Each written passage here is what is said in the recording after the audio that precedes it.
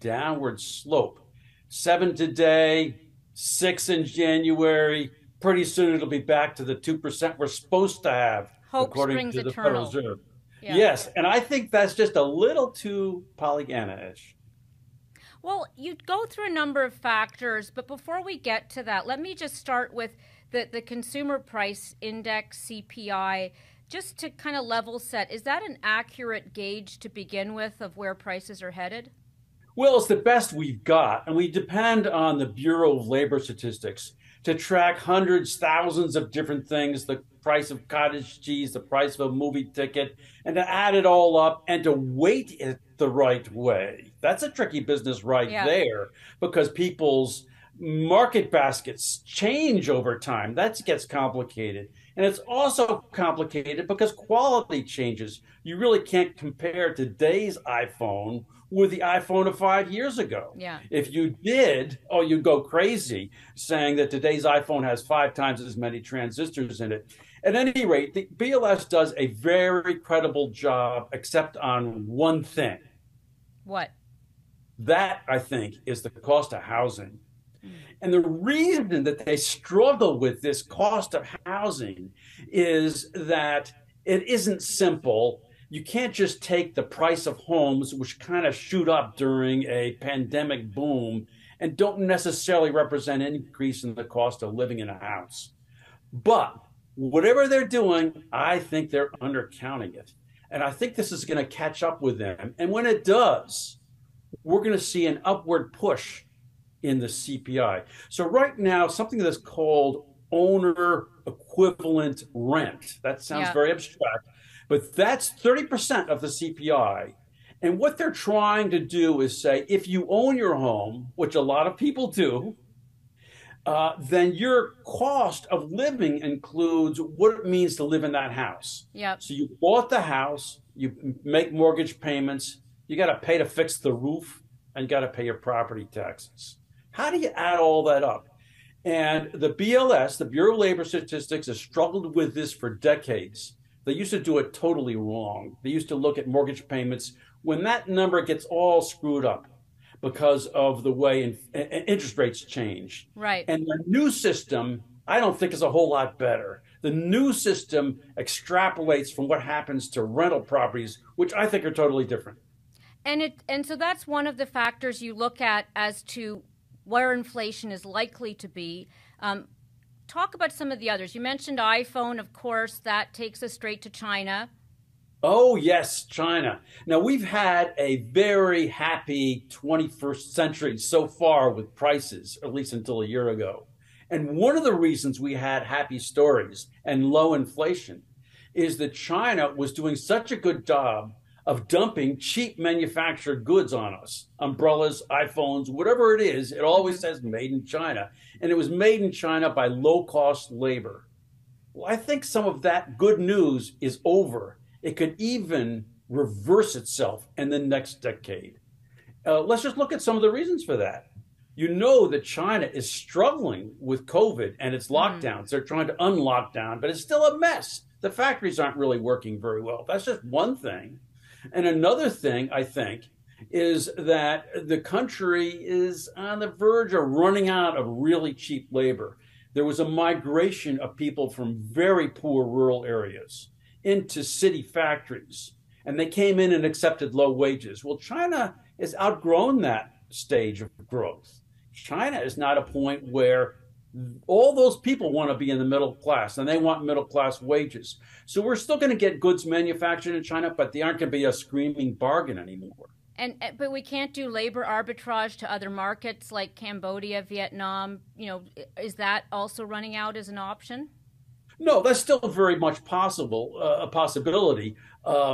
Vietnam is obviously going to be a good place for us to get apparel, where it used to come from China. This is all part of a progression.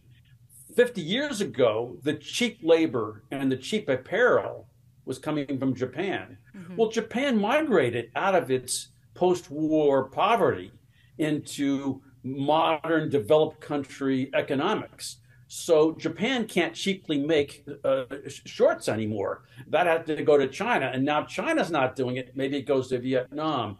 but the whole world is becoming more prosperous. So I don't think we have quite the same beneficial impact from cheap labor displacing American labor. We just don't get that benefit. It's going to go sideways. Right. And do you think the political tensions between China and the U.S., Xi Jinping and now the Biden administration, is that also a factor in terms of costs? Ocrolus Detect identifies tampering to keep your lending business safe. Our massive data set and unique machine learning technology detect malicious tampering invisible to the naked eye. The dashboard shows all the loans with fraud signals detected. We see signs of editing software and tampering to key fields. The visualizer shows.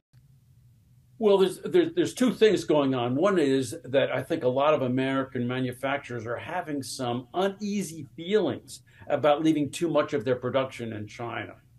So if they have to spend more money to move it to Vietnam or even to Japan or Korea, they're going to have to spend that, and then you're going to see a higher price when you go to Walmart.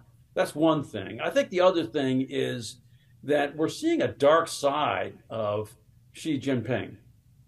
I think of him as not a premier, but as the emperor. Emperor, kind of yeah. there for life, and he's taking on entrepreneurs. He's punishing them if they don't toe the line politically. And I think that means that there's going to be more migration of capital and talent out of China. And it's not going to be a great place for Apple or anybody else to do all their manufacturing. They'll do some, but they won't be able to do all of it there, the way Apple was until recently. No, one of the things that you mentioned in your piece, which I think there's a lot of debate over, is labor costs and how that may shift during the downturn. You are not optimistic. Well, look around at all of the evidence of staffing shortages.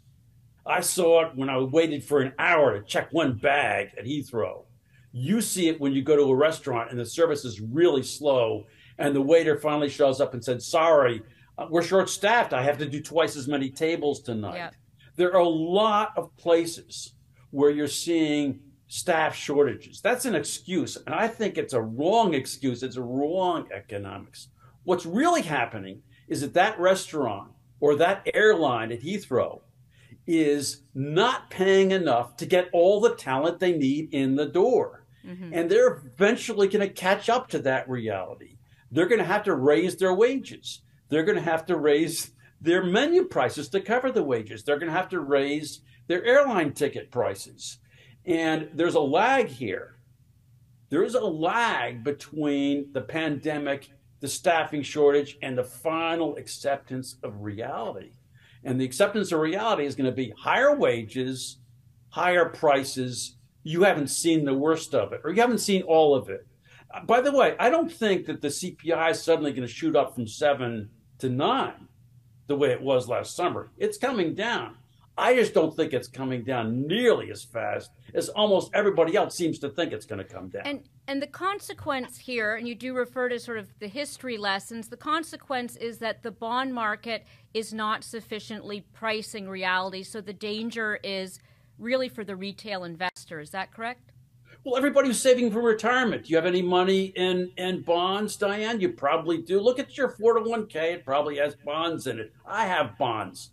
They're a safety feature. You don't want to put all your money in the stock market, which could crash tomorrow. But here's the downside. When you buy bonds, you're getting fairly crummy yields. Mm-hmm. The yields on high quality bonds like U.S. Treasuries are now 3 to 4%.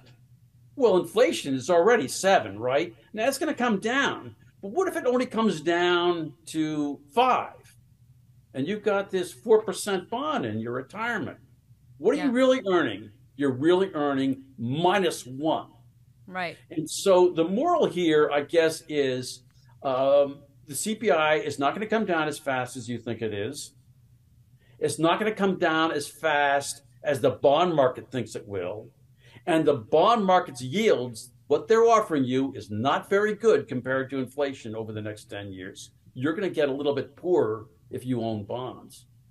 Any advice? You know, obviously balance is one thing, but even in terms of what to look at as signals, you mentioned like the Fed, of course, everybody looks at that for signaling for the economy. Anything that you're looking at in particular for 2023 that we should keep our eye on to just, you know, right size expectations?